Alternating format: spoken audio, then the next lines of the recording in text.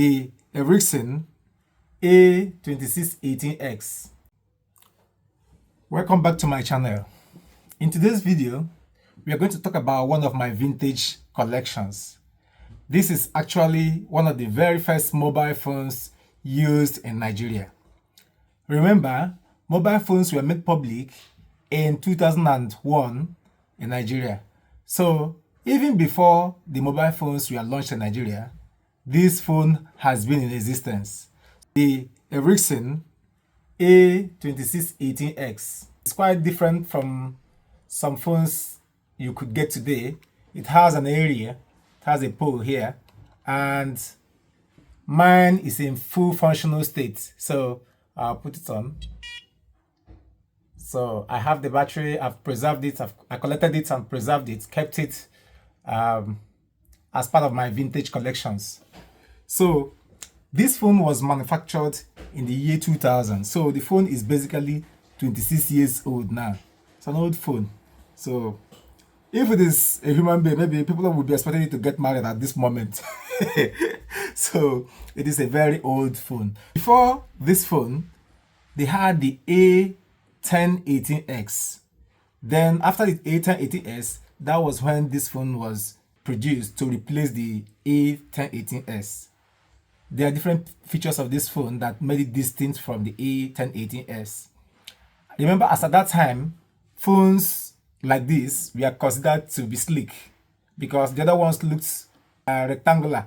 They were like brick shaped, like the 3310s. They looked like brick, They looked very heavy. So this one looks a little bit sleek, well shaped compared to phones that were available then.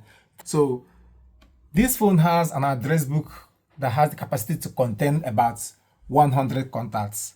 It wasn't every phone, as at that time, you could save up to 100 contacts on. So, and it also uses this speed dial, the shortcut, speed dial shortcuts.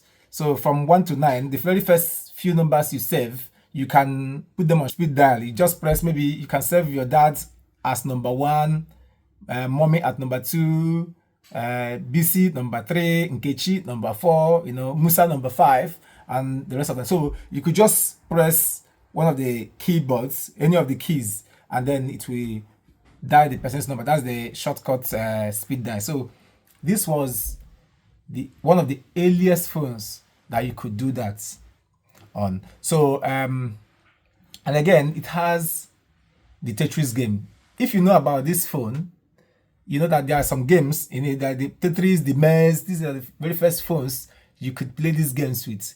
These are the very first recent phone you could use the basic calculator on. It has the basic calculator, it has the alarm clock and the timer. So phones generally, not all the phones were having those features at that time. So this made this phone stand out, and this phone weighs about 140 grams. So, well, if you compare it to phones like Sagem, you see that it weighs a little bit more. The reason why it weighs a little bit more, if you ask me, is because of the battery. The battery is really heavy. It's not just heavy, it has a very durable battery. It lasts long. So unlike the Sagem and some other phones, if you charge this phone, if it is fully charged and if the battery is healthy, it's going to last for about 9 hours talk time. Talk time, you could talk to somebody when fully charged for 9 good hours. So it has a very, very strong battery. And at some point, this phone was replaced A2628s, and after that it was replaced by the T series.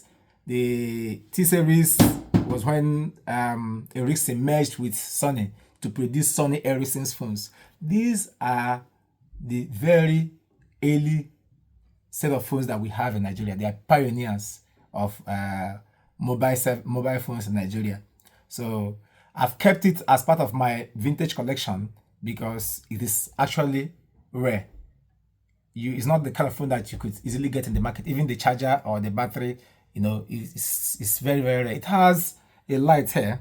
It has this light here, which is not working now because the phone is off. So if it is connected, if there's a SIM card and it's connected to the mobile service provider, it blinks to show reception of connectivity from the mobile service providers. So the X in A2618s shows that it has a dual band GSM.